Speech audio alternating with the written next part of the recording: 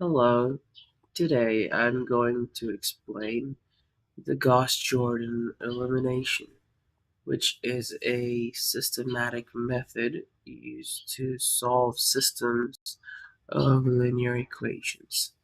The Gauss-Jordan elimination allows us to find exact solutions to linear systems to determine whether a system has one solution, infinitely many solutions, or no solution at all.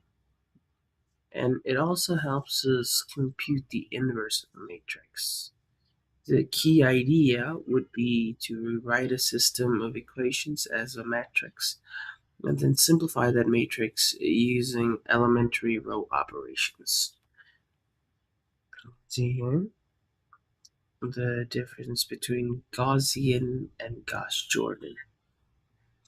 Here you can see how the row echelon form forms an upper triangle matrix, while you can see the Gauss-Jordan while using reduced row echelon form, or RREF for short. Every time the solution becomes an identity matrix. Here you can see the elementary rows operations are you can swap two rows or multiply a row by a non-zero constant or add a multiple of one row to the other one. The goal of Gauss-Jordan elimination, I'd say, is to reduce the augmented matrix. While I'm on the topic of augmented matrix, uh, I can show you augmented matrix. There we are. Is basically the first key value or the first value before the variable, just written down as a matrix. So for example, x plus y equals to 5. The value before x is 1, and the value before y is 1, and 5. The value for x is 2, and the value for y is minus 1. So that's just augmented matrix. The systems of equation written as matrices. So as I was saying, the goal of the Gauss-Jordan elimination is to reduce the augmented matrix to reduced row echelon form, or as we can see here, this one. It's basically each pivot. So we'll get to that actually. You can see the elementary operations again. Here's me doing it. So in this matrix, the solutions could be either in row 2, we for the new solution in row 2, we minus row 2 with 2 times r1, and then in r1 we have it, and then we swap rows. Then the resultant will be a sort of upper triangle matrix. Now, again, an augmented matrix. The goal of Gauss-Jordan as well. We've done that. As you can see here, that I explained before. Well, an equation like this, while trying to find a certain value because it's an x and a y, the after doing the REF, we will end up with an identity matrix and the solution for x and y. Now, for a solution example, let us now solve a system using Gauss-Jordan elimination. Here we can see an example system. It is a 3 by 3 matrix. I've already written it down as an augmented form.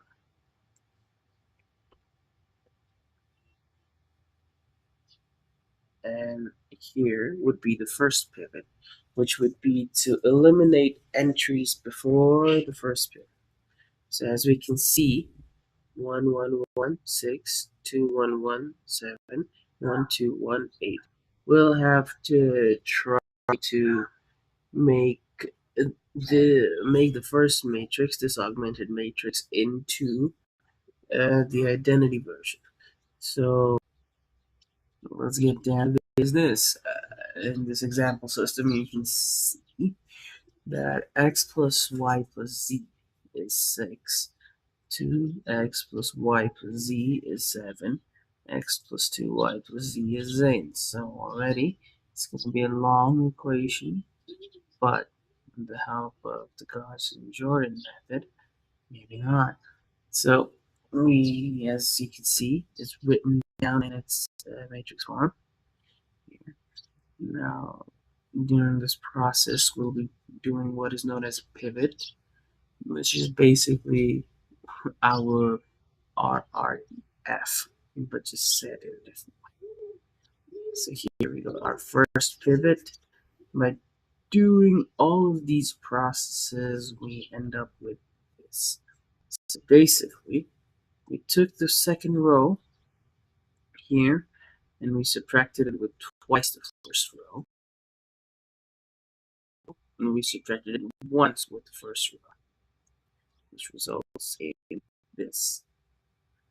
And now for the second row, the second pivot, the second pivot would be equal to 1, making the second pivot equal to 1, and eliminating above and below it, so that would give us this, which makes our answer readily available and clear. So now, as we can see, this is a type of one solution. Now there are infinite solutions and no solutions. So if the system has a unique solution, that would be our end.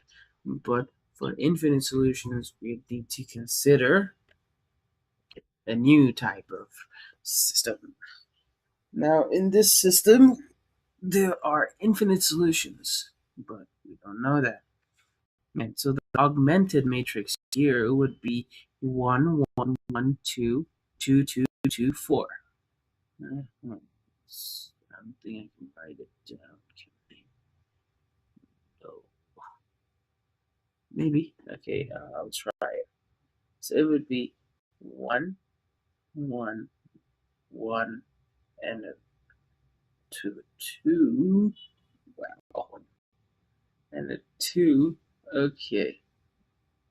Uh-huh. Erase and help me, please. So 1, 1, 1, 2, and a, wow, come on, pick it up. And a 2, 2, 2 is 2, 4. Now I would have to eliminate below the first pivot, which is R2 would be subtracted by twice of R1. So as we can see, there's 1, 1, 1, 2, 2, 2. So subtracting that, we would get this matrix, which is 1, 1, 1, 2, and 0, 0, 0, 0. The second row represents the equation 0 equals 0, which is always true. That means the system does not give us enough information for a single solution. There is only one pivot, so 2 variables are free. Let's see.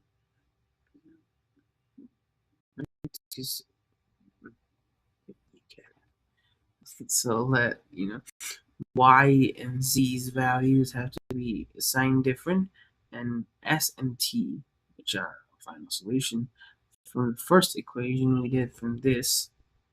So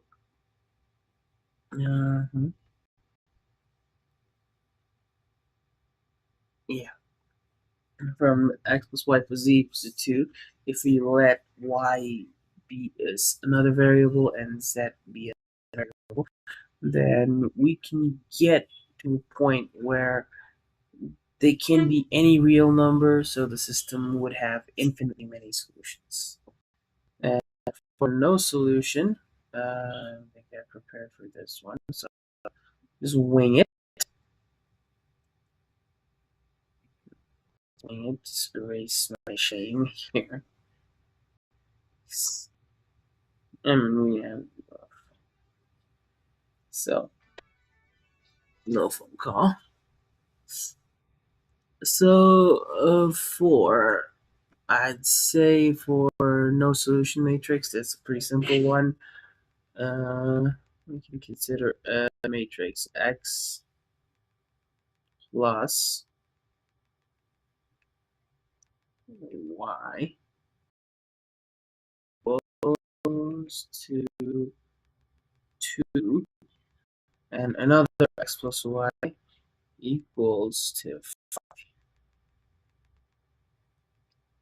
right? So an augmented matrix of them would be 1, 1, 1, 1, yes, I know, 1, 1, 2, and 1, 1 is 2, 5.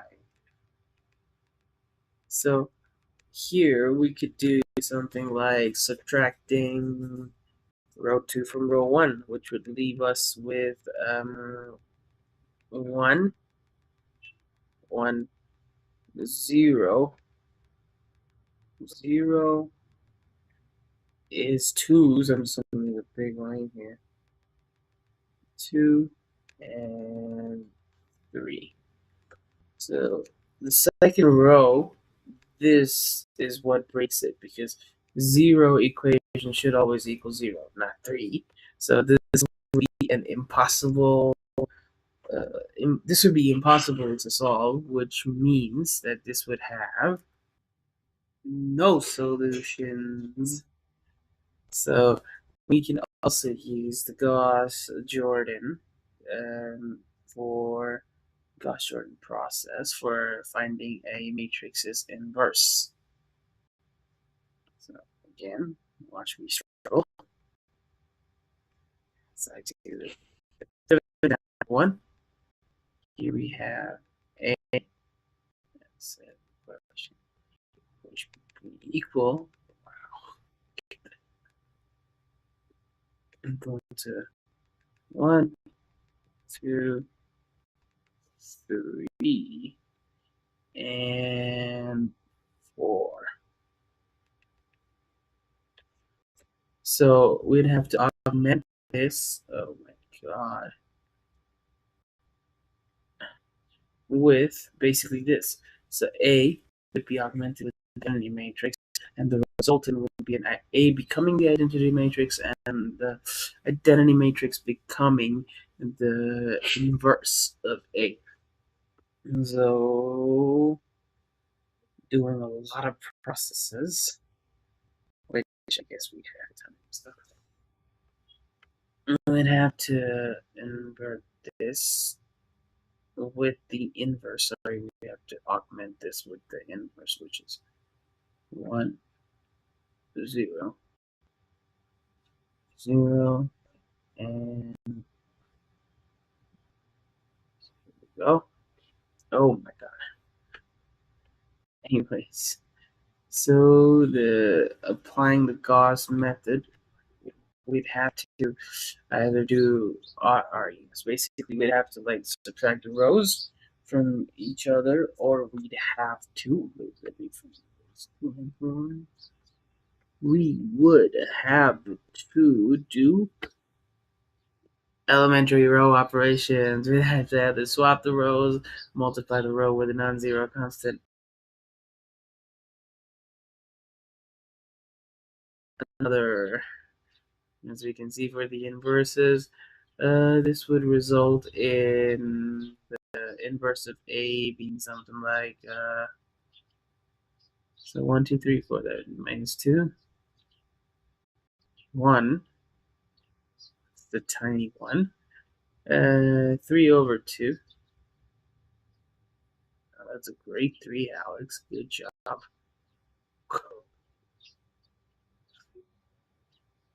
2, okay. And negative 1 over 2. So, some common mistakes that can be made are arithmetic errors, stopping too early, forgetting to eliminate above pivots. Some common mistakes. And to conclude, I'd say Gauss-Jordan elimination is a good systematic method for solving linear systems. If every variable has a pivot, then the system will have a solution. If there are few variables, the system will have infinite solutions. If contradiction appears, then the system will have no solution. For example, 0 not equaling anything else. And Gauss-Jordan can also be used to compute matrix inverses efficiently.